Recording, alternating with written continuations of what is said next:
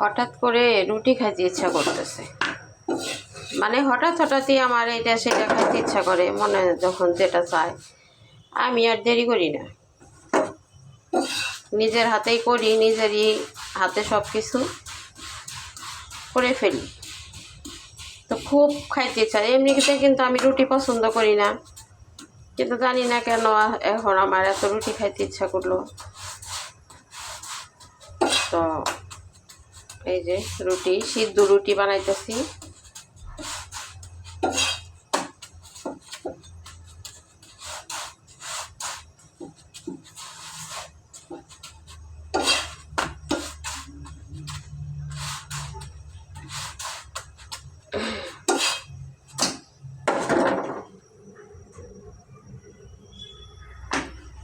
পেঁপে ভাজি করলাম, এই যে গরমই লাগে নাকি, ও তাপ।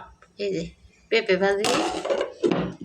ভাজি করলাম। পেঁপেগুলো নষ্ট হয়ে যাবে, ভাজি করলেই খাওয়া হয়ে যাবে। আর একটা পেঁপে আছে, অনেকগুলো আনছিল।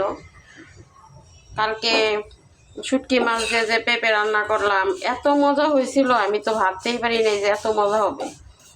আমি তো ভাবলাম যে খাওয়া যাবে কি যাবে না, এরকম একটা করলাম, কারণ কখনো রান্না করছিলাম না পেঁপে দিয়ে শুটকি মাছ দিয়ে।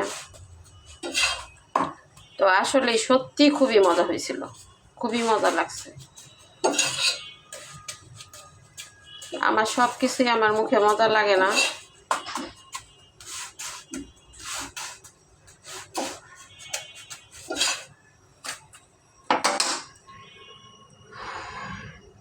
পেঁপে ভাজতে ভাজতে রুটিগুলা বেলে ফেলছি, এখন শুধু ভাজতেছি।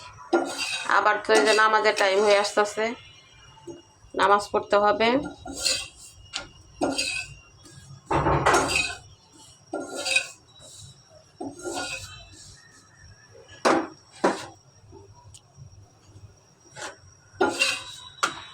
রুটি ভাজার আর কি দেখাবো, এই রুটি ভাজা এমন কেউ নাই যে পারে না, তারপরেও অনেকে পারে না এমন কেউ বলতে। অনেকে এই রুটি বানানোর আর ভাজার আলসিতে খায় না, অনেকে রুটি বেলতে পারে না। আছে এরকম, যে সবাই যে পারে তা তো আর না। আমারই রুটি বানাইতে কষ্ট হয়, আমি পারি বাট কষ্ট হয়, আমার বানাইতে ইচ্ছা করে না। তো আজকে প্রচণ্ড মানে খাওয়ার ইচ্ছা যাচ্ছে যে রুটি খাই, কেন জানি না। এই রুটি একটা খাওয়ার জিনিস হইলো বলেন, সেইটাও আবার খাইতে ইচ্ছা করে। এই হইলাম আমি, দেখেন ফুলকো ফুলকো হচ্ছে। আর আমার কাঁচা কাঁচা ভাজা, আমি রুটি খাইতে পারি না। আপনার সিঙ্গারা সমোচা যাই কিছুই হোক, আমার ভাজা ভালো হইতে হবে। তো সবাই ভালো থাকবেন, আল্লাহ হাফেজ।